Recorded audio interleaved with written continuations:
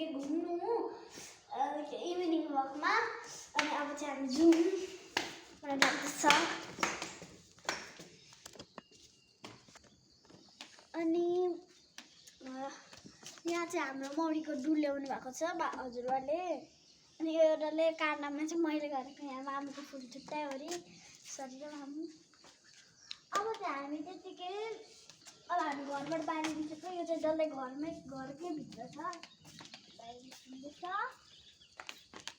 अब हामी हाम्रो आँगनमा आइपुगिसक्यो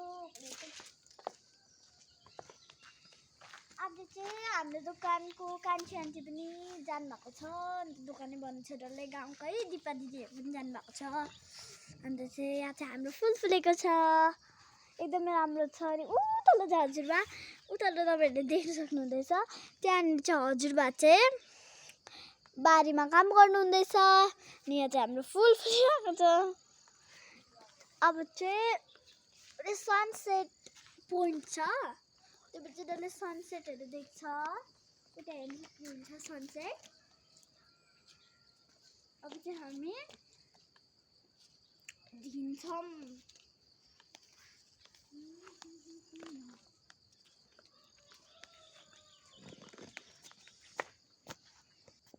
अब चाहिँ हामी अझै एउटा फुल देख्यो बाटोमा आउनु हाम्रो गाउँ चाहिँ फुलले ढाकेको भन्दा पनि हुन्छ मम्मी यो फुललाई के भन्छ ओ अब चाहिँ हामी अलिकति चाहिँ तपाईँहरूले यहाँबाट पनि सनसेट भ्यू देख्छ हाम्रो एउटा गाउँमै सनसेट भ्यूले फुल छ अनि यहाँ चाहिँ छ हाम्रो छिमेकी आन्टी घर यता पनि छ यता माटेको राम्रो घर छ यता चाहिँ हाम्रो शिवान्सेको घर छ आएको मतलब भाइको अब चाहिँ उता राम्रो ठुलो डालीको फुल फुलिरहेको रहेछ मलाई फेरि फुल देखाइहाल्नु भयो चाहिँ भने इरिटेट नमान्नु होला भने खालि फुल मात्रै देखाइदिएको तपाईँलाई हामी गएको चाहिँ तल हो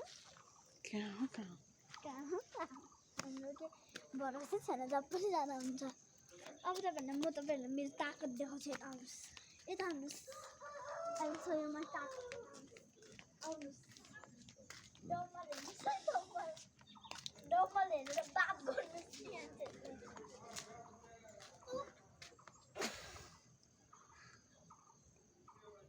कति केटीको डोमल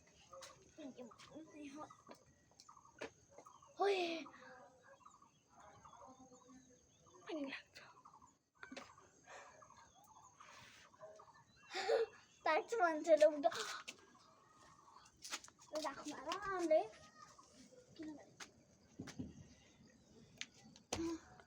मान्छे मर्छ छैन यहाँ तर चाहिँ एकदम यहाँ बसको छ बसको